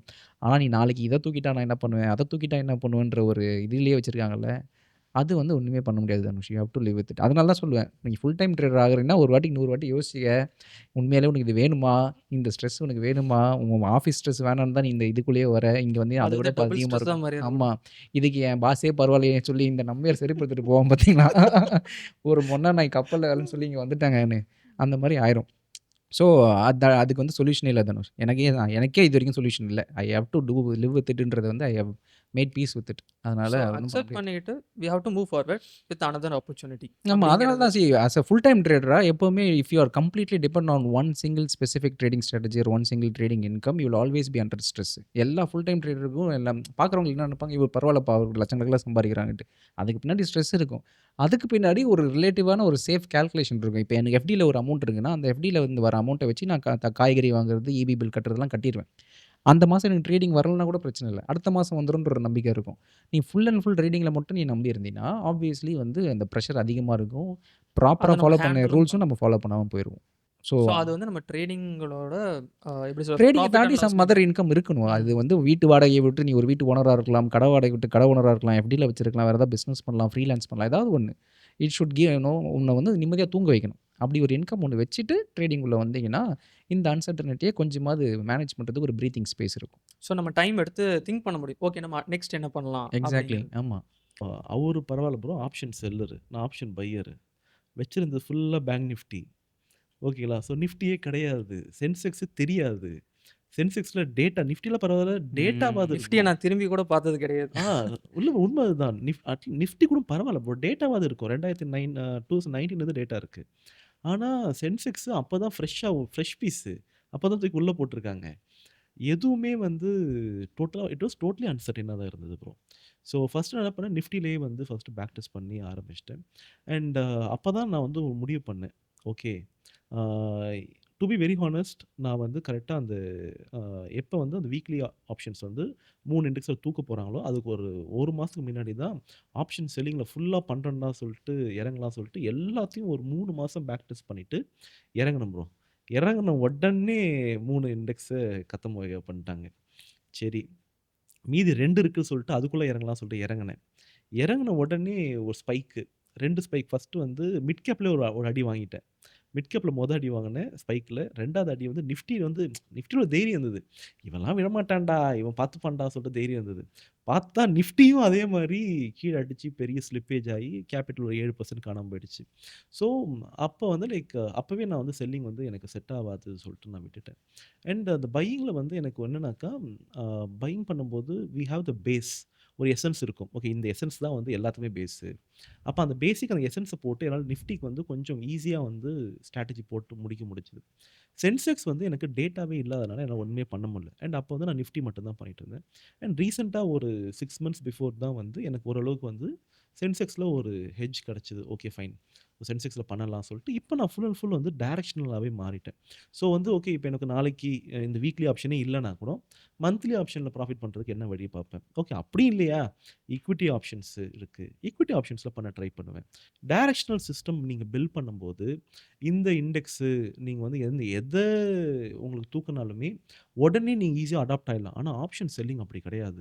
ஒரு தேர்ஸ்டேலேருந்து ஒரு டியூஸ்டே அன்னைக்கு எக்ஸ்பைரி மாற்றும் போது எல்லாமே மாறிடும். பேக் டெஸ்ட்டும் பண்ண முடியாது. எதுவுமே உங்களுக்கு பழைய டேட்டா வந்து நீங்கள் வந்து 0 டிடி கொடுப்பீங்க. அது 0 டிடி எதை எடுத்துக்கும், டியூஸ்டே போய் எடுத்துக்கும். அப்போ அதுக்கு ஒரு 6 மாதம் நீங்கள் வெயிட் பண்ணணும்.